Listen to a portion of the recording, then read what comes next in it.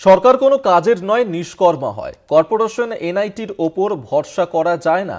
এরা চলন্ত গাড়ির চাকা পাংচার করে দেয়, এমনই মন্তব্য করেছেন কেন্দ্রীয় মন্ত্রী নীতিন গডকরি। কেন্দ্রীয় মন্ত্রী নীতিন গডকরি তিনি এই ধরনের মন্তব্য করেছেন, যেখানে তিনি স্পষ্টতই বলছেন যে সরকার কোনো কাজের নয় নিষ্কর্মা হয়। কর্পোরেশন এনআইটির ওপর ভরসা করা যায় না, এরা চলন্ত গাড়ি চাকা পাংচার করে দেয়, এমনই মন্তব্য করেছেন কেন্দ্রীয় মন্ত্রী নীতিন গডকরি।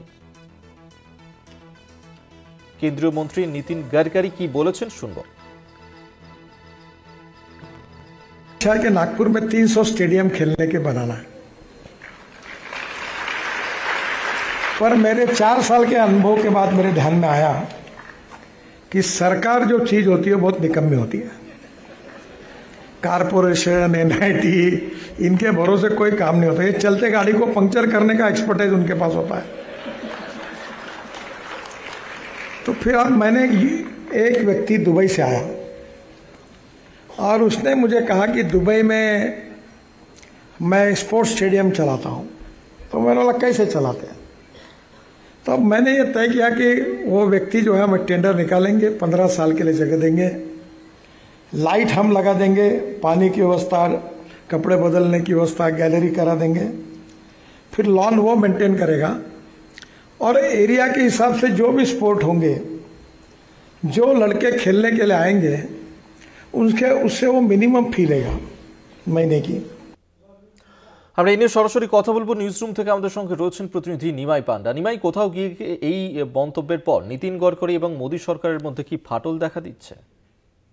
কেন্দ্রীয় এই মন্ত্রী নীতিন গডকরি তিনি ট্রান্সপোর্ট, রোড এবং হাইওয়ে মন্ত্রী, এবং এই কেন্দ্রীয় মন্ত্রী নীতিন গডকরি তিনি কিন্তু নিজের সরকারের বিরুদ্ধে সমালোচনা করছেন।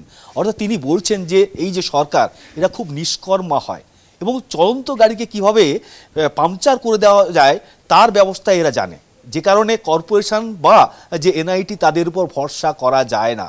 এবং তিনি বলছেন যে নাগপুরে তার ইচ্ছে যে 300টি খেলার জন্য স্টেডিয়াম বানাতে, কিন্তু তার সম্ভব নয়, তার কারণ যে অনেকেই চায় সব কিছু ফ্রিতে হোক। আর যে এই ধরনের সংস্থা, যার কেন্দ্রীয় সংস্থা রয়েছে, তারা রীতিমতো যে উন্নয়নের যে গাড়ি বা চাকা, উন্নয়নের চাকাকে কীভাবে পাংচার করা যায় তার প্র্যাকটিস তারা করে রেখেছে। ফলে এই যখন কথা বলছেন নাগপুরে নীতিন গডকরি, তখন কিন্তু স্বাভাবিকভাবে প্রশ্ন আসছে যে তিনি মোদির সরকারের বিরুদ্ধে এই ধরনের কথা বলে কি এটাই কি প্রমাণ হচ্ছে যে তাহলে কি মোদী সরকারের সঙ্গে নীতিন গডকরির সব কিছু ঠিকঠাক চলছে না? তার কারণ আরএসএস এবং বিজেপি নীতিন গডকরিকে অনেকেই বলেন যে তিনি অত্যন্ত আরএসএস ঘনিষ্ঠ, এবং সেই জায়গায় দাঁড়িয়ে তিনি যেভাবে এই কথাগুলো বলছেন তা কিন্তু তার এবং মোদী সরকারের মধ্যে যে সম্পর্ক বা মোদীর সঙ্গে তার যে সম্পর্ক খুব একটা ভালো চলছে না, তাই কিন্তু এই মন্তব্যে প্রমাণ হচ্ছে। ধন্যবাদ নিমাই তোমায়।